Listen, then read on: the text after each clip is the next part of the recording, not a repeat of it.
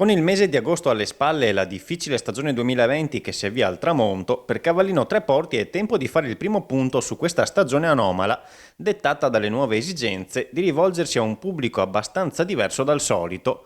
Durante l'estate, quindi, la località ha avviato un progetto per espandere la sua reputazione all'interno dei confini nazionali, coinvolgendo dei professionisti della comunicazione digitale con un gruppo di travel blogger e un gruppo di Instagrammer.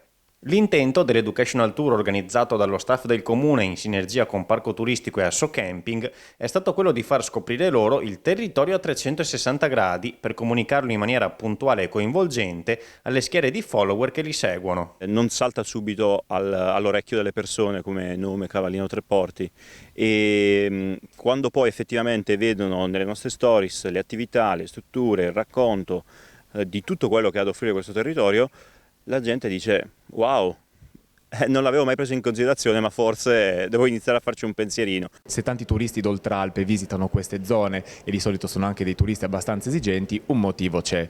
Quindi perché regalare queste bellezze ad altri e non sfruttarle noi stessi? Questa zona offre una varietà straordinaria di opportunità. Il cosiddetto effetto wow non è dunque mancato tra i fan degli Instagrammer che hanno riconosciuto in Cavallino Treporti un territorio dai notevoli punti di interesse, dagli aspetti naturalistici come la natura al tramonto e la grande biodiversità dovuta alla cura e salvaguardia dell'ambiente, agli aspetti storico-culturali. Per quanto riguarda la tipologia di vacanza, poi, la grande sensazione di tranquillità è quanto tutti hanno saputo apprezzare.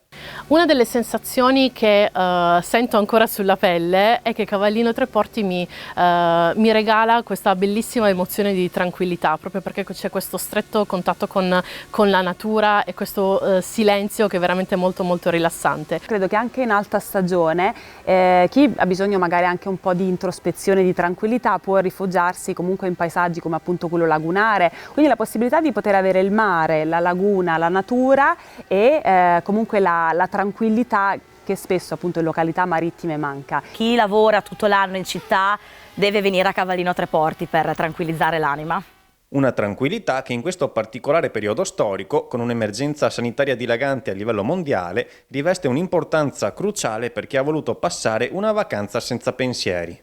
Noi famiglie con bambini piccoli cerchiamo il relax e un ambiente in cui i nostri bambini possano giocare senza pericoli, quindi i campeggi a mio avviso sono forse la soluzione più bella, più geniale. Mio figlio che può correre in bicicletta senza pericoli, senza macchine, è un valore aggiunto incredibile e soprattutto la natura. In questo periodo è vitale per noi non avere troppa gente, troppo caos e troppe persone accanto a noi.